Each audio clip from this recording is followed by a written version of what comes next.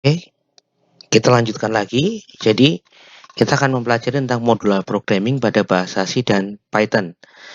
Nah, kedua bahasa pemrograman ini sudah mendukung modular programming sejak lama ya. Jadi, modular programming kan sudah tahun 68, sehingga bahasa itu juga, paradigma itu sudah sangat lama. Bahasa C dan Python sangat mendukung modular programming. Sejak awal mereka sudah terdiri dari modul-modul, bagian-bagian, fungsi-fungsi yang siap dipakai. Modul dalam Python dikenal dengan nama def, sedangkan modul dalam bahasa C dikenal dengan function. Keduanya terdiri dari fungsi-fungsi, ya baik C maupun Python, yang bisa langsung dipakai atau tidak ya. Jadi artinya kita bisa buat sendiri atau kita bisa langsung pakai fungsi-fungsi yang sudah ada.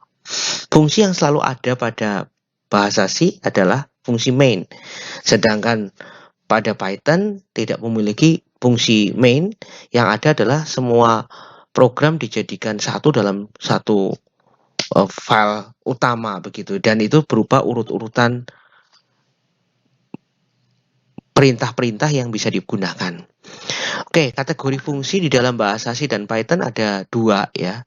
Yang pertama adalah standard library, yaitu fungsi-fungsi bawaan built-in, baik ada pada C maupun Python. Dan itu sudah otomatis ada. Jadi waktu instalasi sudah otomatis ada. Anda bisa melihat misalnya pada bahasa C ada di alamat link ini, lalu di Python ada di alamat link ini. Silahkan diklik untuk itu.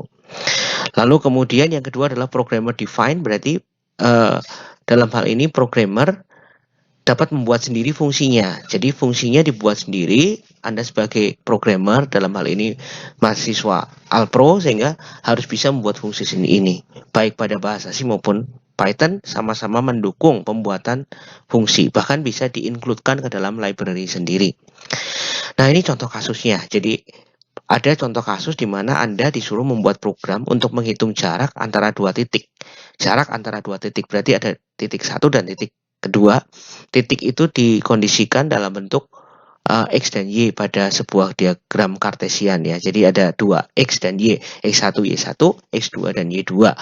Lalu kemudian dari dua titik tersebut Anda harus menghitung jaraknya.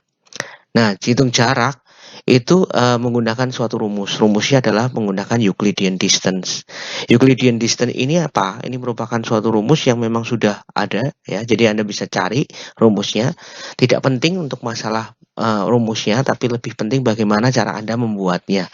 Karena Alpro ini bukan pada bagaimana rumusnya. Nah, yang perlu dipahami berarti ada input, proses, output. Inputnya adalah titik-titik itu, yaitu dua titik, X1, Y1, X2, Y2. Lalu kemudian prosesnya yaitu menghitung jarak, ya. Dalam hal ini adalah menghitung dengan menggunakan rumus Euclidean. Lalu outputnya, ya jaraknya itu dalam bentuk angka, ya. Berarti inputnya berupa integer, X1, Y1, X2, Y2. Lalu kemudian prosesnya menghitung dengan rumus, belum kita ketahui ya rumusnya. Lalu kemudian outputnya adalah berupa hasil dari perhitungan jaraknya itu dalam bentuk integer juga. Nah, contoh pada Python kita bisa menuliskan seperti ini ya. Nah, ini Anda bisa lihat, lalu kemudian kita akan coba dengan membuat programnya seperti ini. Ini misalnya kita jalankan. Nah, maka dia akan menerima input misalnya titiknya 5,6 gitu ya. Lalu kemudian titik yang kedua adalah 7,8. Maka kita bisa lihat 5678, artinya X1, Y1, X2, Y2 sudah kita peroleh, tinggal kita ngitung jaraknya ya. Nah, ini belum kita ketahui. Kita lanjutkan dulu. Nah, kalau dalam bahasa C, ini contoh bahasa C, kita lebih rumit yaitu dengan menggunakan perintah printf, scanf. Printf itu untuk menampilkan tulisan, yaitu memasukkan X dan Y pertama. Lalu scanf-nya untuk menerima X dan Y, ya X1, Y1. Nah, karena ini persen D itu artinya berarti integer, desimal ya. Jadi ini berupa angka bilangan bulat. Lalu masukkan X dan Y kedua. Ini juga menggunakan desimal, X2 dan Y2 dalam bentuk persen D dan persen D. Lalu disiapkan jaraknya. Jaraknya ini berupa float atau pecahan, karena nanti ada kemungkinan koma-koma ya. Jadi harus disiapkan float karena di dalam bahasa C mendukung tipe data ya. Lalu kemudian proses perhitungan jaraknya kita belum tahu, lalu ditampilkan jaraknya sebagai persen %F. Persen %F ini adalah persen float, sehingga bisa menampilkan koma-koma ya. Nah, lalu kita lanjutkan. Ini bagian input, ini bagian output ya. Sudah paham? Lalu kemudian bagaimana menghitung jarak antara dua titik? Maka kita bisa lihat ada proses input, ada output, ada proses. Nah, di sini berarti inputnya ada 2, 3, 5, 7, lalu menghitung jaraknya, entah kita bagaimana nanti, lalu jarak ternyata hasilnya misalnya 5. Nah, kita bisa lihat bahwa angka-angka tadi X1, Y1 itu diubah menjadi variabel X1 dan Y1, X2 dan Y2, lalu kemudian nanti Euclidean distance-nya akan kita hitung dengan rumus.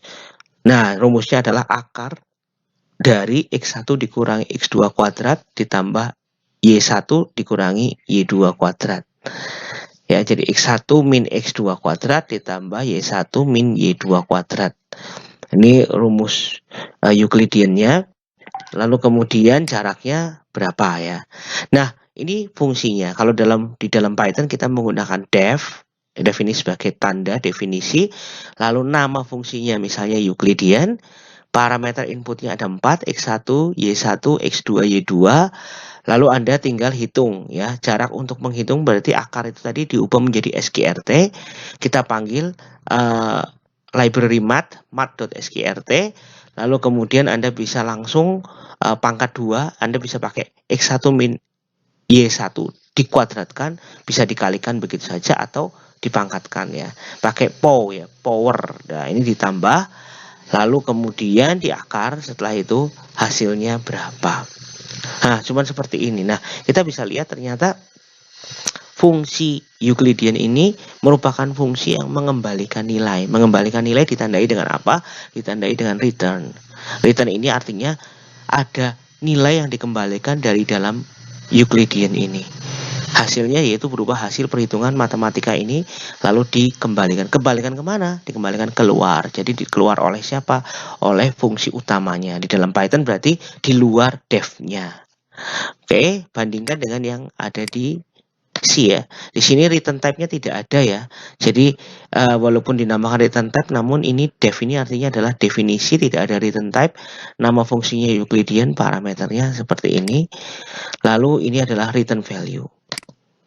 Lalu bandingkan dengan C, kalau di C itu ada return type yaitu float ini. Ini kenapa harus float? Karena mengembalikan nilai yang tipenya float ya, tipenya float. Hasil perhitungan ini kan angkanya berupa koma-koma. Jadi dia tipenya float. Nah, ini yang akan dijadikan sebagai bagian dari kembalian fungsinya. Lalu Euclidean ini adalah nama fungsi, lalu parameternya harus ada tipe datanya, integer semua. Fungsinya berbeda dengan Python. Di sini tadi bukan math.sqrt tapi cuma sqrt saja.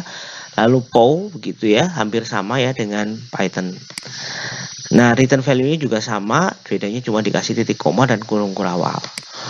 Nah, ini contoh lengkapnya pada bahasa Python. Jadi Anda tinggal hitung Euclidean-nya, lalu kemudian tinggal dimasukkan ke dalam fungsi. Nah, bagaimana konsepnya? Euclidean ini adalah nama fungsi yang harus dipanggil di bagian perhitungan jarak. Jadi Anda harus memanggil nama fungsinya Euclidean. Lalu kemudian kenapa harus diubah menjadi integer? Ini karena X1 dan Y1-nya berupa string ya, berupa inputan dari konsol. Jadi harus di-convert menjadi integer. Setelah itu, ini parameter ya, fungsinya dihitung, lalu dikembalikan. Karena ada return hasil, maka akan diterima sebagai jarak. Jadi diterima oleh ini jarak. Jarak ini variabel baru yang menerima hasil ini. Lalu setelah itu, jarak ditampilkan. Jadi sebenarnya hasil perhitungan ini mengeluarkan sesuatu yang diterima oleh jarak. Demikian juga dengan C ya.